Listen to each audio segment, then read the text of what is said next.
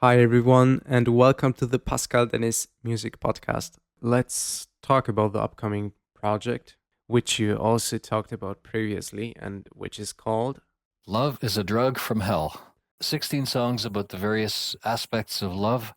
Love of a man for a woman, uh, jilted love, heartbreaking love, a destructive, toxic love, dysfunctional, codependent love, love of a parent for, in my case, for my daughter, Eleanor, love of two friends. There's a song called You're Missing the Point, Ping Baby, which is about the great Jimmy Lai, the editor of the Apple Daily in Hong Kong, who's been imprisoned and all his laptops confiscated because he dares to stand up to the Chinese Communist government.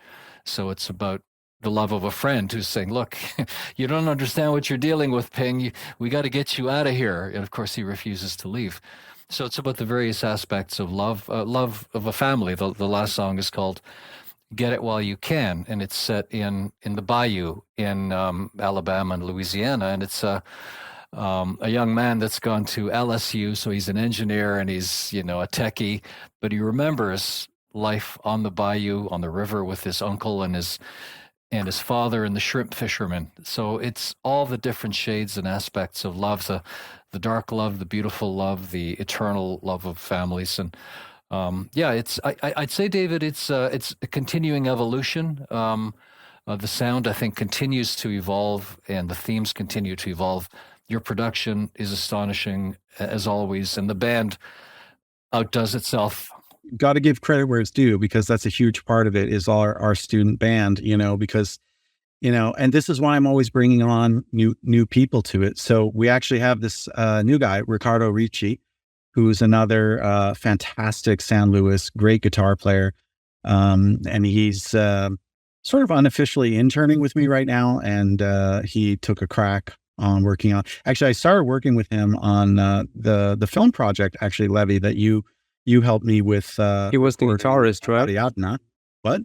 He helped you with the guitar on that song. He was the guitar player. Yeah, exactly. I remember. I think I even had class with him. So yeah, I know. Yeah, and so he did such a fantastic job. He got on my radar, and I was just like, So we started dialoguing a little bit, and what happened, in fact, was Davide Samprota, who's he's a piano player for Alex Britti, who's quite a very well-known musician here in Italy.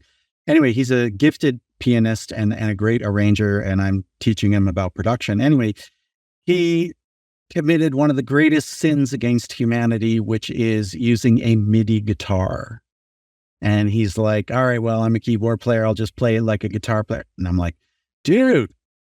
So I was like, redo it. Get a real player. We have players. Get them. He's like, yeah, but, he doesn't have a classical guitar. So I just thought wrong. So I remembered what Ricardo had done, and he has a classical guitar. And so I called him up and I asked him, I said, hey man, would you want to play guitar on this song? He's like, yeah, absolutely. And he just crushed it, man, crushed it. And he can do the legit Jobim style classic. Like, he's our guy. He's our bossa nova. Wow. Casanova. Ooh, there you go. Bossa Nova, Casanova. I'm writing it down. Look at that. Huh? This is our shtick. Yeah, that's our shtick. You just saw the shtick. Yes. It was funny. It was legit. It was real. Everything. Well, yeah. The thing is, the band we have, we're called the Crazy Angels Band. It's dynamite, man. It's just made out of dynamite. Really. They're just fantastic. They're great players. They're all grateful to have the opportunity to work with Pascal and I. And, each one of them, comes back with, mostly good material, but a lot of the times I'll send it back and I'll just be like, look, you need to play it again because it's just not at the level for this project. And the thing is, composers are also great arrangers. Not always, but most composers are. They do their own arranging. And I'm helping these guys learn about how to do arrangements as well by allowing them to take some part in arranging. but it's always to my specifications. It's always to my template. It's always like, here, listen to this. I said, because I don't need someone to recreate me. I need someone to bring something else in. And that's how we expand the sound. We have all these wonderfully talented players, and they're all bringing their own ideas to the table. And it's a lot of fun, man. I love this project, and I'm so grateful for it. And that's the other thing about Pascal and I. We're always saying Sawadee-ka, which is like thank you in Thai. And I'm sure I'm butchering the pronunciation, but we always express gratitude to each other because I think we're both equally grateful, for the project. And that's a big part of, I think, of the success of just our collaboration is gratitude. Yeah, very much. And it really is something I'm grateful and thankful for. And I really count my lucky stars every day, Yeah, I feel exactly the same. As David was describing Griffin's work and Ricardo's work, I was thinking of the song Crazy Angels and of the wonderful drums in it, which David put together. And part of the collaboration, Levi, is the back and forth at a most basic level. So I remember when I was writing the song and preparing it, I was thinking of David's drumming and the congas especially. So what he described, param pum pum pum param pum, it is reflected in the lyrics. So Annabella was wild and a banker's daughter, cigarettes and lace for roses and water. Her body was long, her lips strawberry. She met him that night on the Lakeland ferry. So that stanza is replicated in David's drumming, and now it's replicated in Griffin's playing and Ricardo's playing. So this back and forth collaboration creates this kind of mesmerizing effect. So it's a mesmerizing song, title song of our first record, and it's based on the Great Gatsby story. And it's my story, desperately poor family looks at the shining city on the hill, or in my case, at the glittering Rosedale skyline, which is the posh area of Toronto, knowing I could never be a part of that. So all of this makes for a mesmerizing song in Crazy Angels. And that dialogue that you just heard David summarize that he had with Ricardo and with Griffin is part of the broader dialogue that involves me and the entire band. And that's how we create these songs, which I think have a chance to last, and really connect with people. The other thing I just wanted to kind of point out is that sometimes Pascal will throw me a curveball that I don't expect. So with our first album, there were these 3 or 4 epic songs, meaning they were close to 10-minute songs, right? And they had they were like operas, mini operas, basically, because they had multiple sections. So one of the epics, it was called Aristotle's Way, and just one of my favorite songs of his ever. And it had 5 verses in it, and that's a lot, And I always believe that, there are many jobs that a producer has, and I've said this before on this podcast. The most important: make the artist feel safe, make the artist feel they are permitted to literally do anything, including when the song is completely finished, mixed, and mastered. I realized there's a problem in the story of the song, and I need to add another verse. And I'm like always, I'm like, no problem. He always says, mea culpa, mea culpa. My fault. and he takes the ownership, which is fantastic. And my answer is always the same. You have carte blanche, like that's okay. But here's the thing. I had crafted everything in the song like perfect, so that there's a beautiful and natural evolution, that the song with each verse and each chorus grows in arrangement. So think of it like this. We have 5 verses, 5 choruses, and each one is building up. Well, the apex is literally at the end of the 5th verse going into the final chorus. And that's where everything is built up to and is the biggest. Well, now he just added a 6th chorus, and literally the nature of the song, it's a little bit ballad-like. It's not like a power pop, speed run. It's like a really, it's slow in tempo. It's gentle and soft, but it does grow. So then he throws me this curveball. And so where do you go when you've already got a perfect arrangement? Well, the answer for me was you go backwards. So you literally, for the fifth verse, right, you pull everything out and you sort of even go back to a more sparse arrangement than from when you start. Because what happens, it's this expression, less is more. Yes. Right. So you're already built up, then you just break it all down. And so if anybody listening to the podcast, if you go listen to Aristotle's Way, you will hear a natural progression that goes up. And then I don't know if it was 4 or 5 or 5 or 6. I think it was 5 and 6 verses. Yeah. So then you'll hear a complete dropout of all the instruments. And this I have a class, I'm not teaching it this year, but I taught it last year, called Songwriting in the Studio.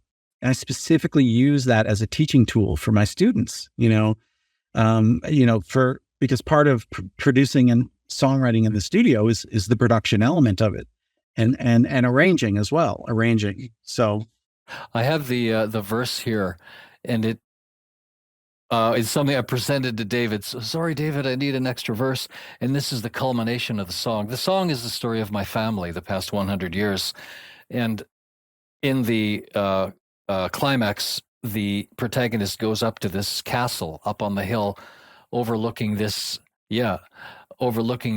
decaying landscape. And he meets the vicar, and the vicar does a tarot reading, and it just shimmers. The arrangement just shimmers. I'll just quickly read the verse. Climbing to the castle to meet the vicar there.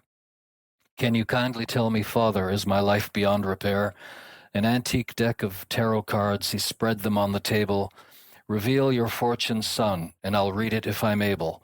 And then he reads the 5 cards. It's the Celtic cross, which was a reading that a tarot card a woman read for me. Death, the Fool, the Hanging Man, the Lovers, and Judgment Day. And I won't tell you what the meaning of it was.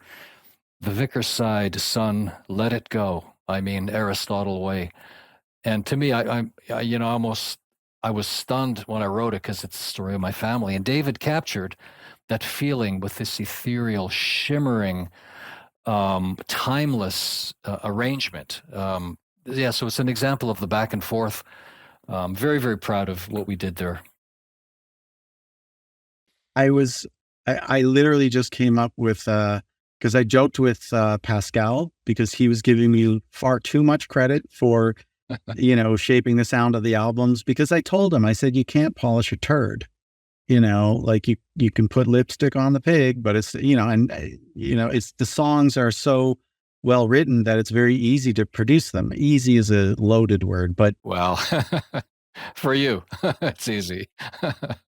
Well, either way, I forgot where the joke went, but basically I said, like, I'm the George Martin of the, because George Martin did play such an important role in making, the Beatles' middle to late records. So I thought of another song title for us. I Am the Fifth Beatle. So Levi, I'm serious, man. I think that could be great, but spell it Beetle like the bug, so that we don't get sued. Because I'm sure Beetle with Beatle, I'm sure is trademarked, but the bug,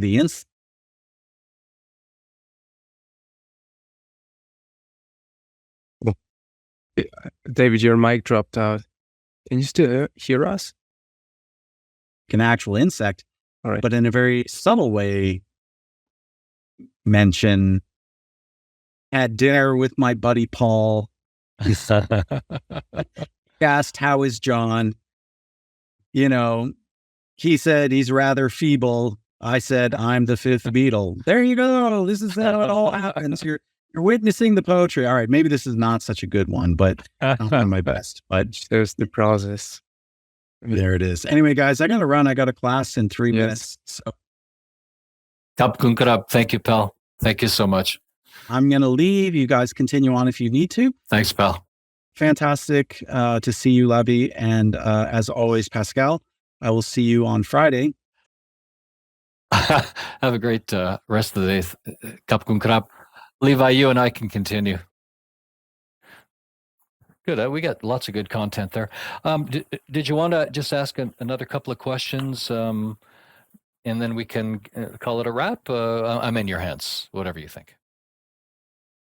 Yes, let's talk about the upcoming album's musical influences and what kind of music can we expect? Which kind of genres can we expect? Yeah.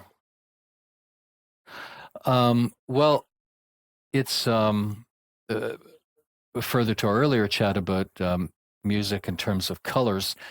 The album is primarily in sun colors, so oranges, yellows, bright reds, and they'll be offset by some more dark colors, moon colors, purples, indigos, deep greens, deep blues. But it's primarily a sunny record, and I'll get the song list right now. What's interesting is that I started to work on my cinematography, and I learned that our eyes perceive images as aesthetically pleasing if we have these contrast colors present in the picture, which means that the warm colors and the blue colors are present. Interesting. Very interesting how that is reflected in your work overall, which makes it very cinematic. Yeah, I see each song as a movie, and a movie is a series of images, a series of pictures. So, Love is a Drug from Hell is predominantly a sunny album, offset with some deep blues and indigos and moon colors. But the overall theme is the various forms and expressions of love. So there's funny love, in the introductory song, Love is a Drug from Hell.